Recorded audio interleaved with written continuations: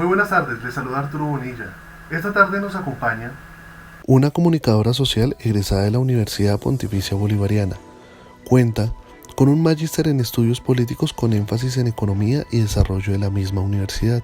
Realizó una maestría en Seguridad y Defensa Nacional de la Escuela de Guerra de Bogotá. Asimismo, en el año 2012 realizó varios estudios en políticas y estrategias de seguridad y defensa contra el terrorismo y contra la insurgencia en el Centro de Estudios Hemisféricos de Seguridad y Defensa de la Universidad de Washington. Participó en el programa Liderazgo Público Iberoamericano de la Fundación Carolina en Madrid y Bilbao, en España. Durante varios años fue docente de diversas universidades y conferencista internacional. Fue asesora de Presidencia de la República durante el gobierno del expresidente Álvaro Uribe Vélez en el año 2003 al 2008 y del 2009 al 2010. También fue la encargada de Asuntos Políticos de la Embajada de Colombia en México en el año 2008 y 2009. Consultora de la Agencia de Estados Unidos para el Desarrollo Internacional USAID en temas de seguridad y justicia entre el año 2011 y 2012. Fue asesora del expresidente Felipe Calderón Hinojosa de México y consultora en seguridad en México y Argentina. Cuenta con 14 distinciones y reconocimientos y desde el año 2014 por elecciones legislativas fue elegida como senadora con el aval del Partido Centro Democrático. Ella es la senadora Paola Andrea Holguín. Senadora Paola Andrea Holguín, muy buenas tardes, bienvenida a Argumentos y Opiniones. Muy buenas tardes, un saludo para ti y para todos los que nos ven a esta hora. Muchas gracias, senadora. Senadora, primero que todo, cuéntenos quién es usted y cómo fue el inicio en su vida política. Bueno, yo soy una colombiana, una antioqueña de 46 años. Estudié comunicación social, periodismo, después hice una maestría en estudios políticos con énfasis en economía y desarrollo, después estudié una maestría en seguridad y defensa en la Escuela de Guerra, en la Universidad de Defensa en Washington, estudié un curso de seguridad, un curso de contraterrorismo y contrainsurgencia, fui muchos años docente universitaria. Fui asesora del expresidente Uribe durante su gobierno, asesora del expresidente Felipe Calderón el último año de gobierno, asesora del expresidente Mauricio Macri cuando era alcalde de la Ciudad Autónoma de Buenos Aires, trabajé allí con la Secretaría de Seguridad y Justicia y luego fui congresista por el Centro Democrático, en este momento reelecta, estoy en mi segundo periodo y nada, una montañera antioqueña, súper enamorada de Colombia, que hace política desde los 4 años. De acuerdo. Senadora, sabemos que usted pertenece a la Comisión Segunda del Senado. ¿Usted nos podría contar de qué se trata la Comisión Segunda? Sí, yo los 2 periodos he sido senadora de la Comisión Segunda, que es la que más me interesa, es la comisión que trata los temas de seguridad, defensa, comercio, relaciones internacionales.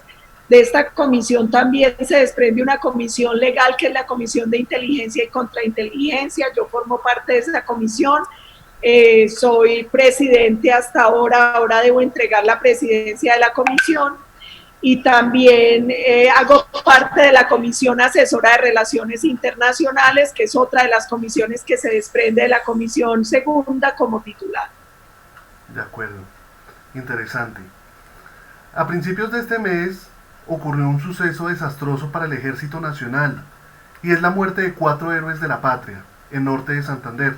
Su misión era erradicar los cultivos de coca. Fueron vilmente masacrados. Senadora, ¿considera importante la fumigación con glifosato? Sí, varias cosas. La primera, yo he sido defensora de la fumigación con glifosato por la efectividad. Durante el gobierno del expresidente Álvaro Uribe Vélez, nosotros encontramos al país con un poco más de 100.000 hectáreas de coca y logramos reducirlas a 48.000 con un trabajo conjunto que combinó la fumigación aérea con glifosato, la erradicación manual forzosa y voluntaria, la sustitución de cultivos y el programa de familias guardabosques. El tema de la fumigación con glifosato yo la he defendido siempre por varias razones. Primero, por la efectividad. En el gobierno del expresidente Álvaro Uribe nosotros logramos reducir el hectareaje de coca de más de 100.000 hectáreas a 48.000 con una combinación de fumigación aérea familias guardabosques, sustitución y erradicación manual, forzosa y voluntaria.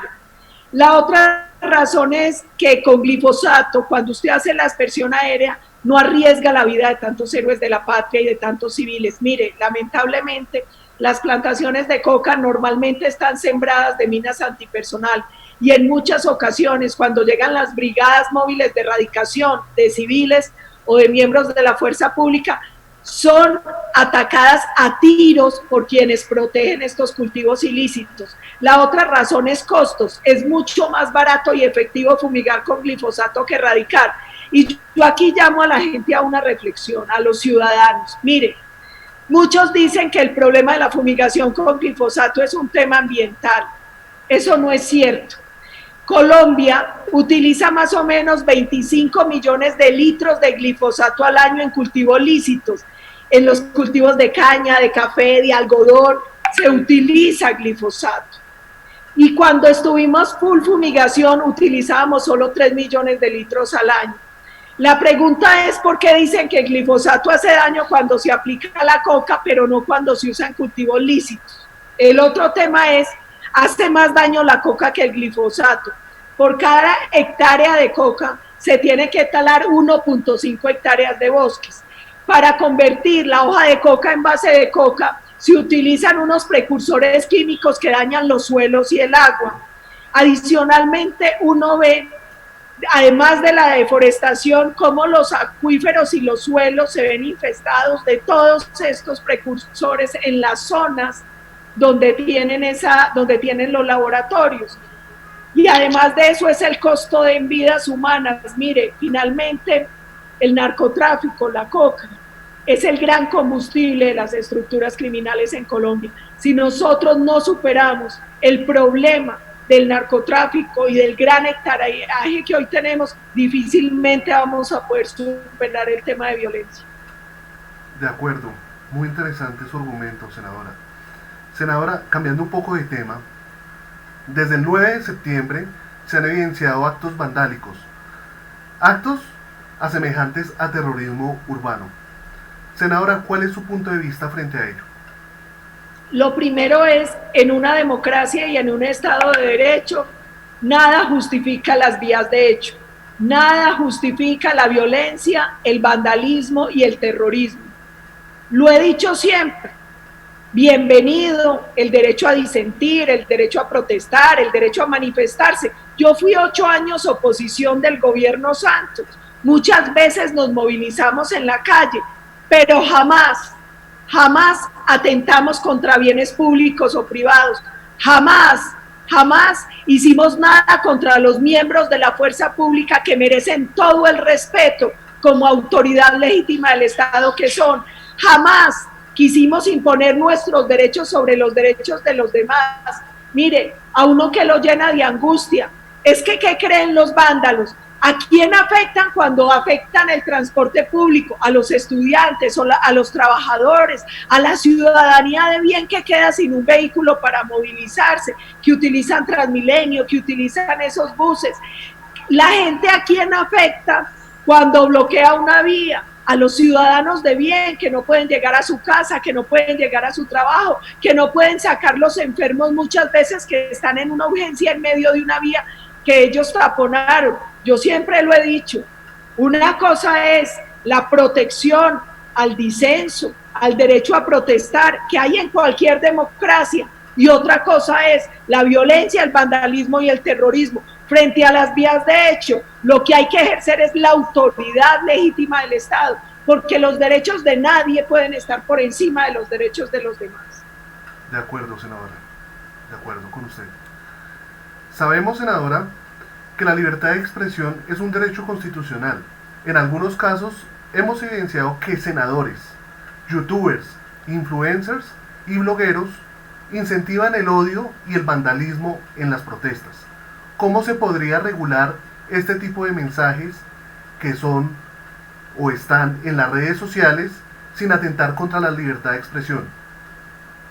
Hay una cosa importante y es, la libertad de expresión es un derecho tutelar que está en la Constitución. Es un derecho fundamental consagrado en la Constitución, pero en varias sentencias de la Corte se ha hecho claridad sobre los límites que tienen ese derecho. Por eso la injuria y la calumnia son delitos. Por eso hay un tema y es que incentivar al odio, incentivar a la violencia, hostigar son delitos. Entonces, nosotros lo hemos dicho, bien, claro que hay que proteger la libertad en un grado, claro que es un derecho que tutela la Constitución, pero la propia Corte lo ha dicho, es un derecho que tiene unos límites que vienen enmarcados, por ejemplo, en que no se permite la injuria, no se permite la calumnia, no se permite incentivar la violencia. Y un llamado que uno hace a las autoridades es, ya es hora de que tengan que asumir responsabilidades, quienes desde la comodidad de un escritorio, con esto, con un teléfono, a través de las redes sociales, están instigando a la violencia. Ellos deberían responder por los muertos, por los heridos, por los daños en los bienes públicos y privados, porque lo que no se vale es que estén muy cómodos hostigando al odio, provocando este caos, este vandalismo y este terrorismo y no tengan que asumir ninguna responsabilidad. Una cosa es la libertad de expresión como derecho y otra cosa es terminar siendo cómplice o incluso responsable de una serie de hechos violentos que se vienen presentando en las ciudades de Colombia. De acuerdo, senadora. Senadora, ¿piensa usted que se debe determinar una regulación a la protesta para aquellos bandidos que salen disfrazados de estudiantes, portando explosivos y destruyendo bienes públicos y privados? Si estuviera en sus manos, ¿cómo sería? Varias cosas. Lo primero es que yo creo que aquí no hay falta de legislación, sino falta de justicia. ¿Por qué? Porque aquí la legislación es muy clara en condenar el vandalismo, el terrorismo, que creo yo que tenemos que ser mucho más efectivos y que no podemos dejar que nos gane quienes quieren pasar por encima de la ley, quienes quieren defender, aduciendo que están defendiendo la protesta social, el crimen. Hay que hacer una clara diferenciación entre el derecho a disentir y la conducta criminal y no podemos dejar que disfracen de derecho a disentir, que disfracen de protesta social lo que en realidad es una acción delictiva, el ataque a bienes públicos y privados, el ataque a la fuerza pública. Yo creo que en esto las autoridades tienen que ser mucho más claras, porque más que falta de ley, aquí lo que hay es falta de aplicación de la ley, aquí lo que hay es falta de justicia, porque quienes violenten los derechos de los demás, quienes cometen estos daños tienen que ser capturados y judicializados, y sobre ellos debe caer todo el peso de la ley, porque aquí lo que se termina imponiendo es este caos, es volver casi al estado de naturaleza, donde defiendas el que pueda, porque la gente siente que sus derechos están por encima de los derechos de los demás. De acuerdo. Senadora, a título personal, ¿considera usted que las marchas o paros se han visto manipuladas por dirigentes políticos? Varias cosas. La primera es que informes de inteligencia lo que han demostrado es que muchos de estos movimientos han sido movimientos coordinados y financiados por ciertos organismos y ciertos sectores políticos, por ciertas agrupaciones de izquierda radical, incluso por la FARC y el ELN. Dos, aquí lamentablemente hay unos políticos pirómanos que viven de incendiar al país, que viven del odio, que viven de la violencia y que son los que de manera irresponsable han incentivado una serie de hechos por los cuales aún no han respondido ante la justicia. A mí esto me parece muy grave. Yo creo que todos en la sociedad, políticos, medios de comunicación, organizaciones, tenemos que asumir responsabilidad por cada una de nuestras acciones. Tenemos que asumir responsabilidad porque muchos se han convertido en idiotas útiles de estructuras criminales y de sectores radicales que lo que han hecho es tratar de incendiar a Colombia, de provocar desinstitucionalización y de empezar a minar la democracia y el Estado de Derecho. De acuerdo.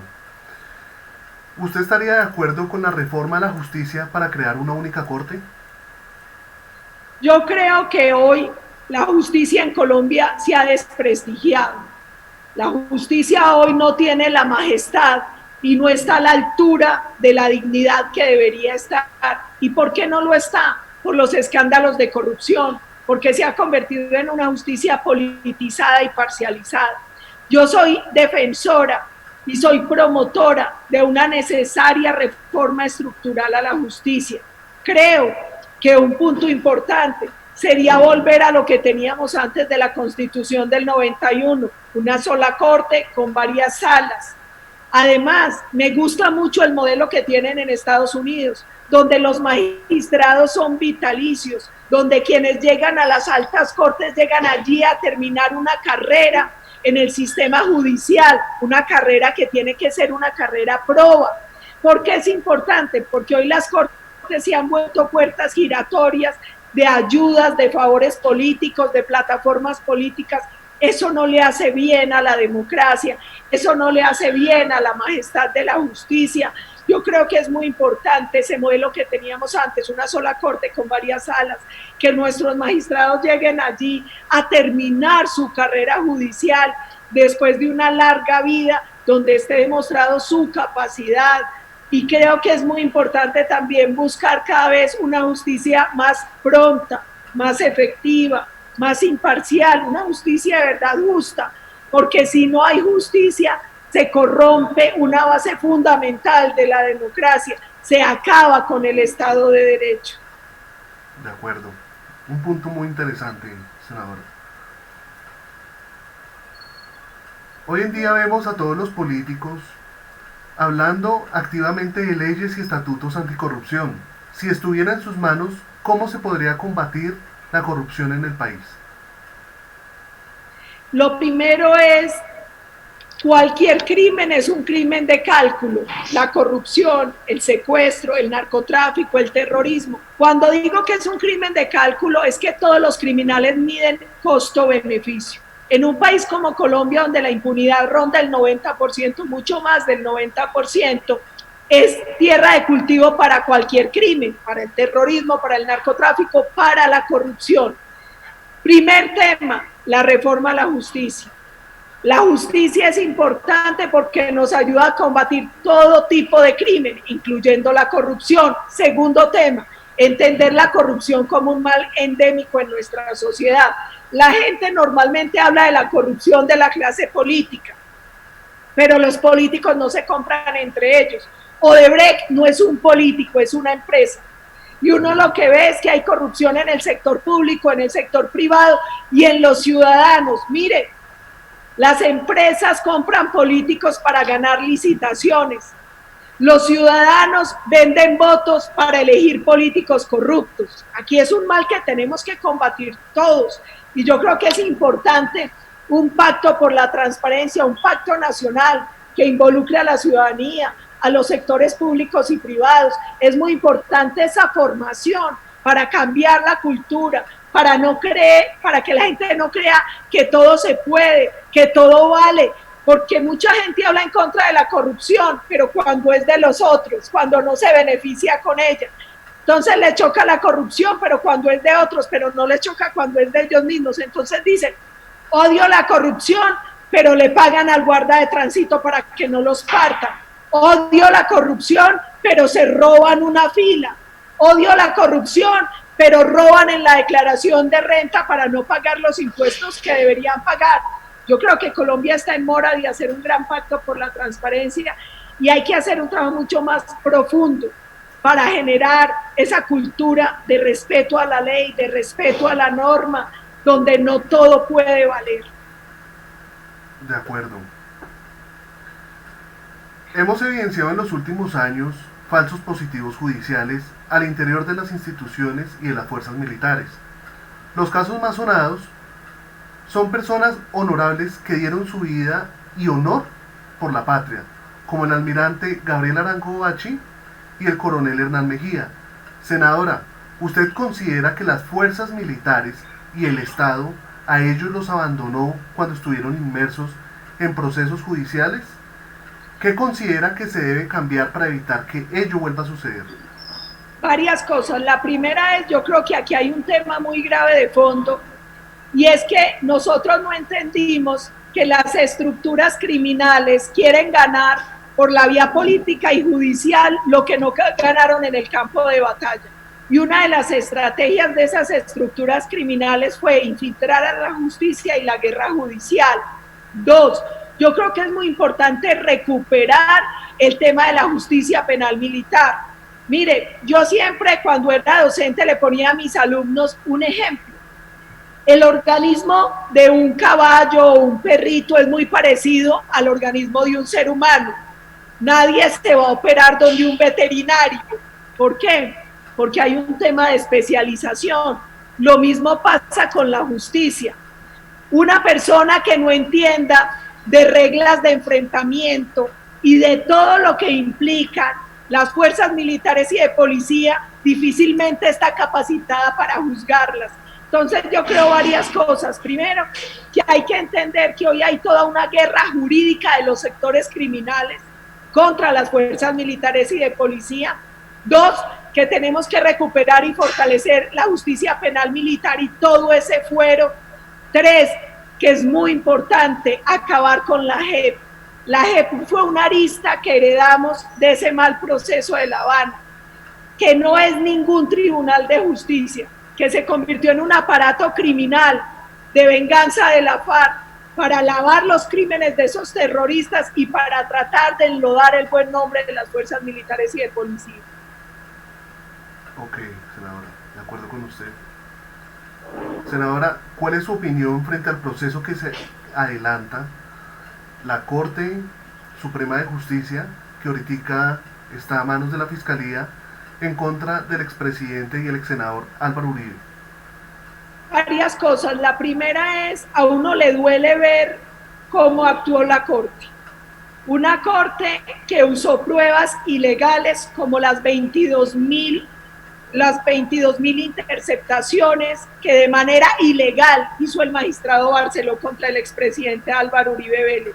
A uno le duele ver cómo un magistrado como Reyes, que debió declararse impedido por los conflictos de intereses que tenía, no lo hizo y terminó condenando al expresidente.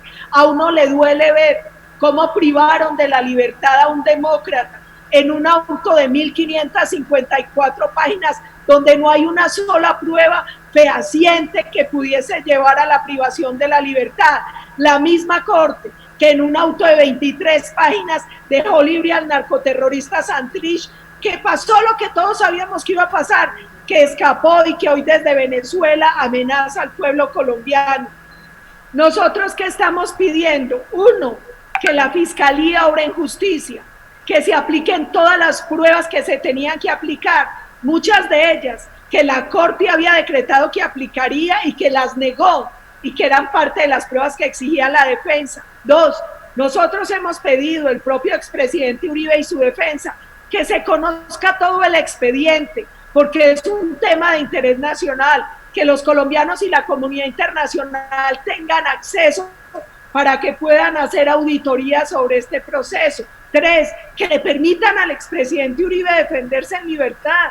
Es que la libertad es un elemento muy importante. El expresidente Uribe no representa ningún peligro para la sociedad, ni mucho menos. No representa ningún peligro para el tema de las pruebas. El expresidente Uribe, como demócrata, que siempre ha acudido a los llamados de la justicia. ¿Entiende por qué? De manera infame, la Corte lo privó de la libertad en este proceso. Ok, senadora.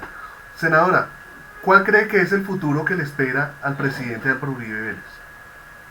Si se obra en justicia, el futuro que le espera es que el presidente esté libre como debe ser y que todos los colombianos tengan claro que él es inocente, que él jamás ha obrado en contra de la Constitución y la ley, que lo único que hizo fue tratar de defender su honra, que él jamás manipuló ni compró testigos, que el expresidente Uribe es un demócrata y todo esto que pasó es un montaje de estructuras criminales de la izquierda radical y que hoy otros deberían ser quienes sean juzgados y quienes estén presos, porque ellos sí se fueron a cárceles a tratar de comprar testigos para manipular a la justicia y para tratar de condenar a un hombre inocente. De acuerdo. Senadora, sabemos que usted ha trabajado por muchísimos años con el expresidente Álvaro Uribe Vélez. En 3 palabras, ¿cómo lo describiría él? En 3 palabras, muy difícil uno describir a alguien de la talla del expresidente en 3 palabras, pero yo le diría patriota, demócrata, y yo creo que otra palabra que lo define es coherencia. El presidente Uribe ha sido un hombre coherente, un hombre con un infinito amor por Colombia, un hombre trabajador. Y mire, nadie imagina cuántas infamias ha tenido que soportar, cuántos ataques contra su vida y contra su honra, pero eso jamás lo ha doblegado para luchar por Colombia, jamás. De acuerdo, senadora. Senadora, ¿algo más que quisiera agregar a la entrevista? Lo único es primero agradecerte este espacio, esta entrevista, decirle a los colombianos que siempre recuerden algo. A veces uno no valora suficiente la democracia cuando la tiene, porque uno creyera que es algo natural y espontáneo, que la democracia se pierde muy fácil y recuperarla es muy difícil. Que miren el espejo de lo que ha vivido Cuba, de lo que ha vivido Venezuela, de lo que ha vivido Nicaragua, que entiendan el peligro que tiene hoy Colombia y que entiendan que la patria, la democracia y las instituciones tienen que defenderse. De acuerdo, senadora. Senadora Paula Andrea Holguín, muchas gracias por su tiempo y por habernos concedido la entrevista. Muchas gracias a ustedes. Igualmente, muchas gracias a ustedes por habernos acompañado en Argumentos y Opiniones, ya que su opinión es valiosa para nosotros. No olviden seguirnos en las redes sociales, en Twitter y suscribirse al canal de YouTube. Nos veremos en un próximo capítulo. Muchas gracias.